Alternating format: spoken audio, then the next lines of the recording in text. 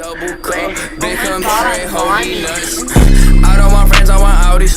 Smoking on booth and it's my weed. I check this bitch like I'm Mari. Sorry, bitch, I don't say sorry. Look at my cup, it got dope. I've been a rover like slow. নমস্কার বন্ধুরা, আপনারা কি শহরের কোলাহল থেকে দূরে ঘন সবুজ জঙ্গল আর পাখির কলতানে ভরা কোনো শান্ত পরিবেশ খুঁজছেন? উত্তরবঙ্গের বাগডোগরা থেকে মাত্র কয়েক কিলোমিটার দূরে লুকিয়ে রয়েছে এক অপূর্ব রত্ন, টিপু খোলা পিকনিক স্পট এবং পবিত্র জংলি বাবা মন্দির। আজ আমরা আপনাদের নিয়ে যাব ঠিক সেখানেই। চলুন দেখা যাক এই গহীন অরণ্যের বুকে কি কি রহস্য আর রোমাঞ্চ অপেক্ষা করছে আমাদের জন্য।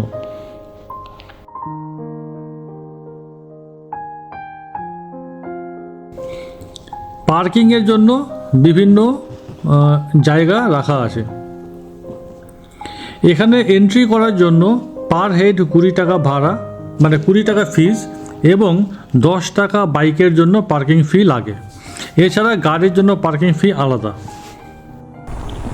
আমরা পৌঁছে গেছি টিপু খোলা পিকনিক স্পটে। চারদিকের সবুজের মাঝে এই জায়গাটি একটি আদর্শ পিকনিক স্পট। এখানকার প্রধান আকর্ষণ হলো এর নির্মল পরিবেশ। খোলা আকাশের নিচে বনের শীতল হাওয়ায় পিকনিক করার মজাই আলাদা। শীতের দিনে হোক বা ছুটির দিনে পরিবার বা বন্ধুদের সাথে সময় কাটানোর জন্য এটি এক দারুণ জায়গা। এখানে পাহাড়ি নদীতে স্নান করা যাচ্ছে। পাহাড়ি নদীর উপরেই রেস্টুরেন্ট রয়েছে। খোলা আকাশের নিচে একটা পাটাতন রয়েছে, যেটা সিঁড়ি বেয়ে ওপরে ওঠা যায়। আর হ্যাঁ, জঙ্গল মানেই কিন্তু শুধু ঘোরাঘুরি নয়। এই টিপু খোলা স্পটে আপনি উপভোগ করতে পারবেন দারুণ সব খাবার। এখানে বিভিন্ন রকম খাবার পাওয়া যাচ্ছে। জঙ্গলের মনোরম পরিবেশে গরম চা, স্টিমিং মোমো কিংবা বারবিকিউয়ের স্বাদ নেওয়ার অভিজ্ঞতা সত্যিই অসাধারণ। এখানে বারবিকিউয়ের পাশাপাশি সেল রুটি পাওয়া যাচ্ছে। সামনেই পাওয়া যাচ্ছে ফ্রুট স্যালাড।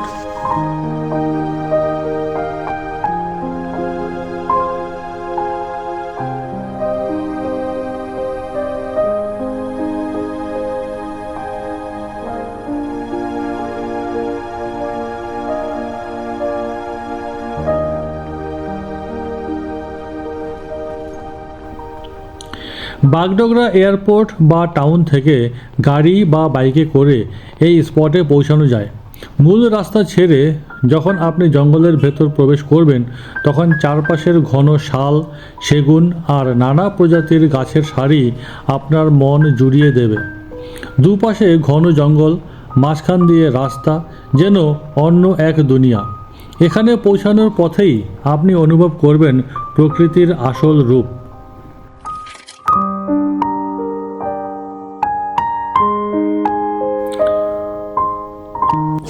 এখানে নিজেরা রান্না করেও খাওয়া যেতে পারে,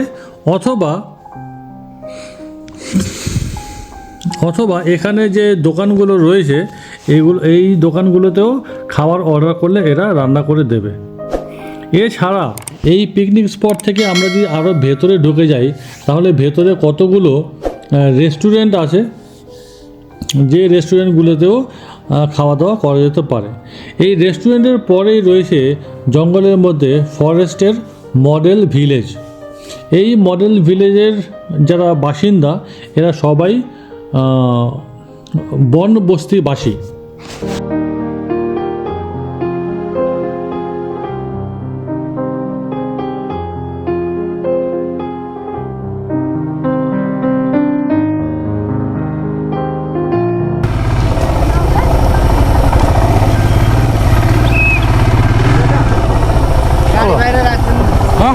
गाड़ी पार्किंग बाहिरै हो।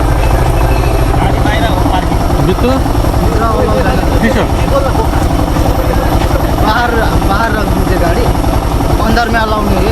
समझ रहा हूँ, वो नहाने का सामान तो बॉक्स में है ना। उधर से जाइए, मेरा उधर से जाइए, वो रास्ता से जा सकते हैं आप रखेंगे तो सब दिन रखेंगे। Don't mind. এখানে সারাক্ষণ হই হুল্লোড় করে তারপরে এর খুব কাছেই 3 কিলোমিটার আয়ত্তের মধ্যেই রয়েছে জংলি বাবা মন্দির। টিপুখোলার খুব কাছেই রয়েছে এক অত্যন্ত পবিত্র এবং ঐতিহাসিক স্থান জংলি বাবা মন্দির। সেরা সময় ও সতর্কতা। এখানে আসার সেরা সময় হলো শীতকাল, অর্থাৎ অক্টোবর থেকে মার্চ মাস। এই সময়ে আবহাওয়া থাকে দারুণ মনোরম। বর্ষাকালে জঙ্গল অনেক বেশি সবুজ হয়ে উঠলেও যাতায়াতের রাস্তা কিছুটা দুর্গম হতে পারে।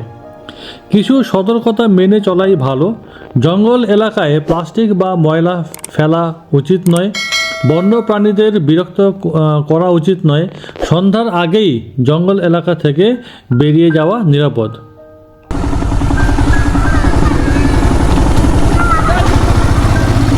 জল কি ঠান্ডা আছে? হ্যাঁ, জল ঠান্ডা আছে। ঠান্ডা অত ঠান্ডা না, তাও ঠান্ডাই আছে।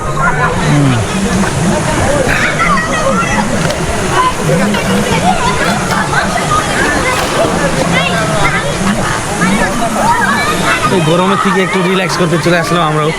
ঠিক। নদীতে স্নান করলে তো শরীর ফিট হয়ে যায়। শহরের কংক্রিটের জঙ্গল থেকে এক ছুটে বাগডোগরার এই প্রাকৃতিক জঙ্গলে হারিয়ে যাওয়া আপনাকে এক নতুন এনার্জি দেবে। টিপুখোলার পিকনিক স্পট এবং জংলি বাবা মন্দির মিলিয়ে আপনার উইকেন্ড ট্রিপ হয়ে উঠতে পারে একেবারে নিখুঁত।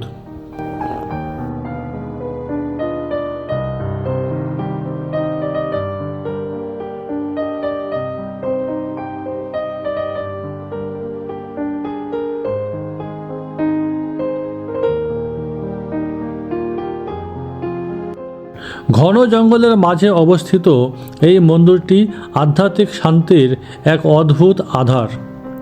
স্থানীয় মানুষদের বিশ্বাস অনুযায়ী এই মন্দিরের ইতিহাস জড়িয়ে রয়েছে ভারত চীন যুদ্ধের সময়ের সাথে। তৎকালীন সময়ে ভারতের সুরক্ষায় এবং সৈনিকদের কল্যাণে এই স্থানটি অত্যন্ত গুরুত্বপূর্ণ ছিল। বর্তমানে মন্দিরটি ভারতীয় সেনার তত্ত্বাবধানে খুব সুন্দরভাবে সংরক্ষিত রয়েছে। প্রতিদিন বহু দূর দূরান্ত থেকে মানুষ এখানে আসেন জংলি বাবার আশীর্বাদ নিতে। মহাশিবরাত্রির মতো বিশেষ দিনে এখানে প্রচুর মানুষের সমাগম হয় এবং মেলা বসে। এছাড়া প্রতি সোমবার করে মন্দির কমিটির পক্ষ থেকে আলাদা পূজার ব্যবস্থা করা হয় এবং প্রচুর সমাগম প্রত্যেক সোমবারেও হয়। জংলি বাবা মন্দির উত্তর বাগডোগরা ফরেস্ট এলাকায় অবস্থিত এবং এটা বিশ্বাস করা হয় যে এটা 1965 সালে এস্টাবলিশ করা হয়েছিল, যেখানে 951 ব্যাটালিয়ন টিপিটি কোম্পানি অবস্থিত আছে। ইন্ডিয়ান আর্মির একজন জওয়ানকে দেবের মহাদেব স্বপ্নে আদেশ দিয়েছিলেন যে এই এলাকাতে শিবলিঙ্গম খুঁড়ে বের করতে এবং এখানে একটা মন্দির স্থাপন করতে। ওই মন্দিরটা সেখানে খোঁড়া হয়েছিল। ওই শিবলিঙ্গমের যে লোকেশন, সেই লোকেশনটাকে চেঞ্জ না করে মন্দিরটা এখানে স্থাপন করা হয়েছিল। 1971 যুদ্ধে যখন ট্রান্সপোর্ট কোম্পানি এখান থেকে শিফট করা হয়ে গেছিল, মুভ করেছিল, তখন পূজা বা প্রার্থনা কিছুদিন করা বন্ধ ছিল। প্রায় 5 বছর পূজা প্রার্থনা এখানে বন্ধ ছিল। কিন্তু এই মন্দিরটা আবার বর্তমান যে শিবলিঙ্গম আছে সেইখানেই মন্দিরটাকে আবার পুনরুদ্ধার করা হয় এবং শিবলিঙ্গমটাকে তখন থেকে এখনো পর্যন্ত কোথাও কোনো শিফট বা তোলা হয়নি। এখানে প্রায়শই হাতি আসে, মন্দিরে হাতি চলে আসে, কিন্তু এখনো পর্যন্ত মন্দিরের কোনো রকম ক্ষতি করা হয়নি।